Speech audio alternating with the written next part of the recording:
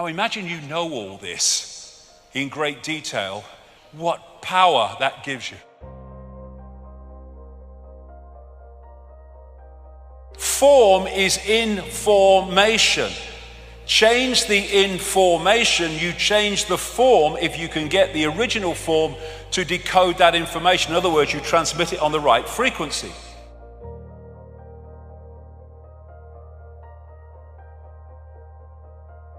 So what we're doing is decoding information into this reality.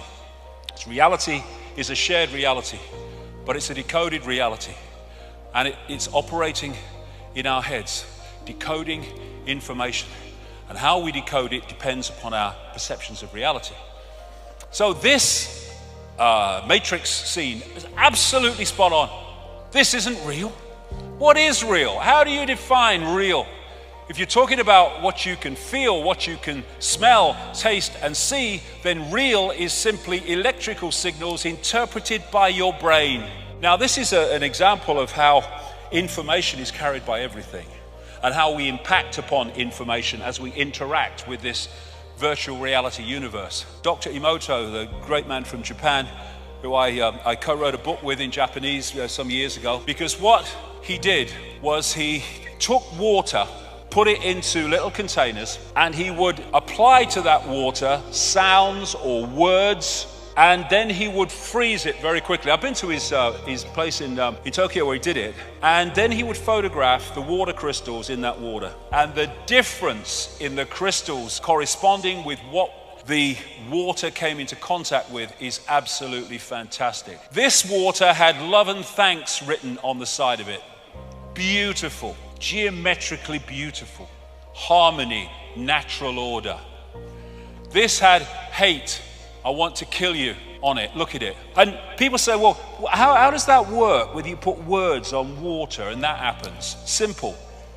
The words written are merely the holographic expression of waveform information. So those words are vibrating to a certain frequency. We see them holographically, but they're vibrating to a certain frequency. And that frequency impacts itself upon the water, and when you freeze it and photograph it, you see the impact. I'm speaking now. People think I'm speaking words. I'm not really speaking words. I am creating information fields with my vocal cords, and between me and you, there is no words. The words only come when you decode the information field that I'm sending out, and vice versa when you speak to me, when anyone speaks to anybody. It's all frequency. And so, love and appreciation. You make me sick, I want to kill you. Heavy metal music. This is why this can have a massively detrimental impact on people, because we are energy fields. Let's look at the auric field, it's photographable.